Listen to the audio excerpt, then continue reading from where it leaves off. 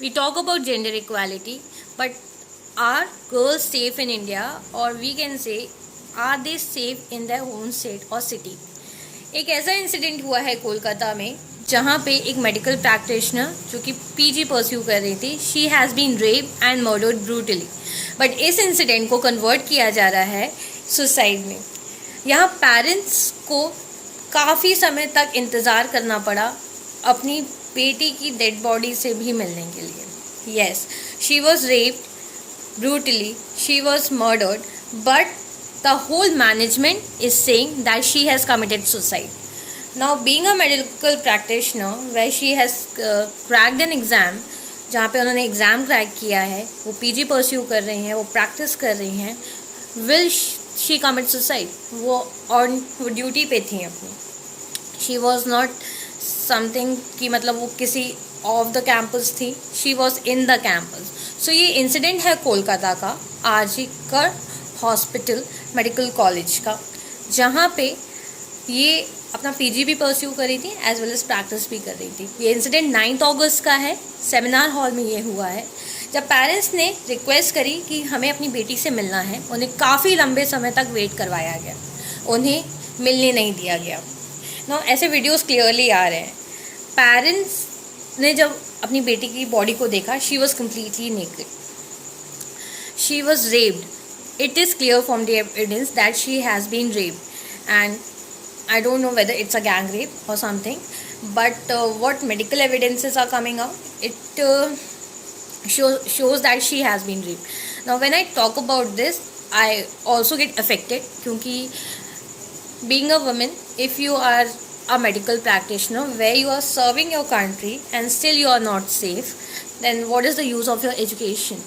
Means you say आप girls को कहते हो be at home, be safe, but when they want to achieve something in their life and achieve their goals, why we do not sensitise the man regarding this, that you have to create a safe environment for them, then they can be safe.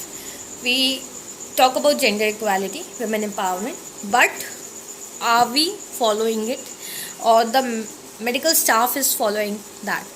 वहाँ पे जितने भी medical student हैं, they are on protest. ये clearly बोला गया है कि सीसीटीवी फुटेज को भी अफेक्ट करने की कोशिश की गई है। मेडिकल एविडेंसेस में क्लियरली आया है कि उसकी बॉडी में सीमेंस पाए गए हैं, and that too in a very large quantity. तो उसके साथ रेप तो हुआ है, it could not be denied. अब मैनेजमेंट उस चीज़ को डिनाई कर रहा है। अभी ये जो हॉस्पिटल है वो स्टेट रन हॉस्पिटल है वेस्ट बंगाल का। This case has been transfer to Central Bureau of Investigation. इससे सेंट्रलाइज वे में सेंट्रल इन्वेस्टिगेशन एजेंसी इसको हैंडल कर रही है, जहाँ पे 3 ग्रुप फॉर्म किए गए हैं, वे 1 member is going to investigate the whole location, the seminar hall where this incident took place. But जो हॉस्पिटल मैनेजमेंट है, are they not responsible for the incident that had taken place? Morally उन्होंने किया है या नहीं किया है, I don't want to comment on that. जिस बंदे को भी पकड़ा गया है, संजय रॉय को, and what evidences has been found from his mobile phone is also very brutal. उस चीज़ के बारे में मैं डिस्कस नहीं करूँगी, बट क्या हॉस्पिटल की ये जिम्मेदारी नहीं होती है कि the women who is practicing over there or taking education from there, they need to be safe. Now they are putting all the blame on that girl, and the parents who are affected by this incident, will they get justice for that?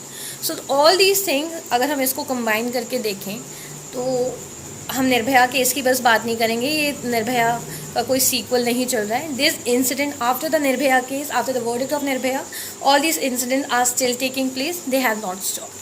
So when we say that girls should stay home, घर पे रखने से लड़कियां सुरक्षित नहीं रहती हैं। If you want to create a safe environment for them, then do create और sensitise the men regarding this. लड़की घर पे रख के आप लड़कियों को सेफ नहीं कर सकते हो। So stay tune with me with my channel, that is Anshalika. And when we talk about that women empowerment, we should not only talk about it, we should follow it. So it not only goes for us, it also goes for men as well. Stay tuned with me.